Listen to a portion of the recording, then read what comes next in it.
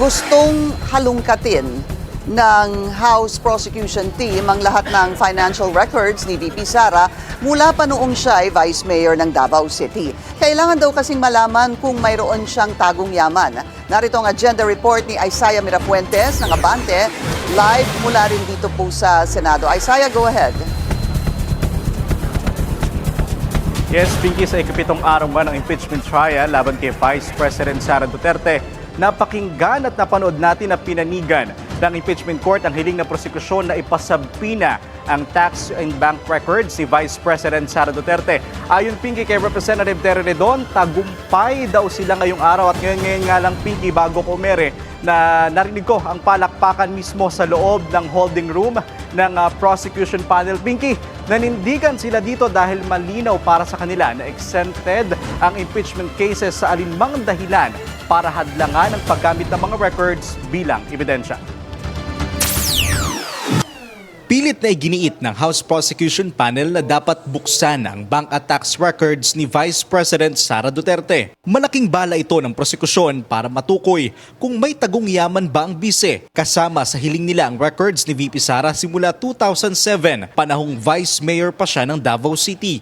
Papayagan ba natin ang impeachment court na maghahatol basis sa hindi kompletong dokumento o ebidensya? Di ba hindi naman natin papayagan yun, ang taong bayan ayaw payagan ng ganong klaseng hatol na hindi sapat doon sa naipresenta na ebidensya. Napakahalaga. Actually, dapat lahat tayo hinihingi natin, tignan natin tong mga dokumento na to.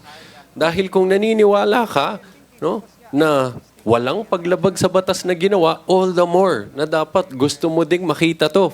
Makikita natin, wala talaga itong mga tinatagong yaman na to. Aminado ang House Prosecution na kung ilalatag ang records ng bise, madadamay ang records ng kanyang asawa na si Atty. Manasseh Carpio na hindi naman opisyal ng gobyerno. Pero para sa prosekusyon, wala raw itong paglabag sa batas. Ganun talaga, by virtue of the union, talaga magkasama kayo. At hindi ba sinasabi niya yan pag kinakasal, no? For ano yan? In sickness and in health, no? For richer or poorer, to death do us part. Noong nasa House Committee on Justice pang impeachment, matatandaan na ayon sa AMLAC, umabot sa bilyones ang transaction records ng mag-asawang Duterte. Ang naging explanation ng kampo ng Vice Presidente ay these numbers were supposedly bloated, no? Dahil lang sinasabi nila, pwede dito may pumasok na same na pera, lumabas ulit at pumasok na naman. Let's remember, in the SALN, the total net worth that was declared was only 80 million. If we're talking about 6.7 billion in financial transactions, gaano kadaming beses ho yan papalabasin at papapasok ng paulit-ulit? Bigay itong mga records nga na ito na ay gagamitin ng prosekusyon bilang ebidensya sa Article 2, which is sa unexplained wealth, na kung Pinky, kung bagbabasihan natin yung pre-trial order na inilabas ng impeachment court, itong unexplained wealth ay ang pinakahuling tatalakayin sa impeachment court. At kung masusunod nga, Pinky, itong 92 trial dates ay nilaan ng impeachment court para sa paglilitis na ito, posibleng sa huling bahagi pa ng taon matalakay ang unexplained wealth.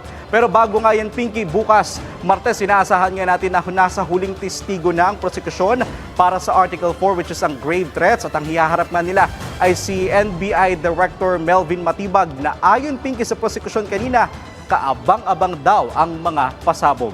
Pinky. Maraming salamat sa iyo, Isaiah Mirafuentes ng Abante. Nag-uulat ng live mula rin dito sa Senado. Mag-follow sa aming mga social media accounts at mag-subscribe sa aming YouTube channel para sa pinakahuli at eksklusibong mga balita.